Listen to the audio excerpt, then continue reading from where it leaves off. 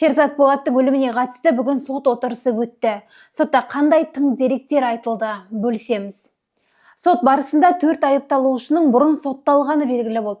Ал біреуінің үстінен іс қозғалып, тергеу кезінде тоқтатылған.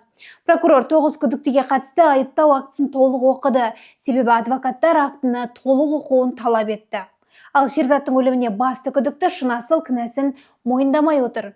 Тергеу дерегіне сәйкес, Шерзат пышақ жарақатын алғаннан кейін күдікті Белғожаев ауыр жараланған Шерзаттың басынан теуіп, пышақ сабымен айыпталушы Ильясов жасөспірімнің басынан мылтықпен ұрған. Сараптамаға сәйкес, өлім кеуде қуысының сол жақ бөлігіндегі пышақ жарақатынан туындаған көп мөлшерде қан жоғалту нәтижесінде болыпты. Сот Талдықорғанда өтіп жатыр, себебі күдіктілер сол жердегі тергеу изоляторында қамауда отыр. Адвокаттар қанша қарсылық білдіргенмен Алматыға көшірілмейтін болды.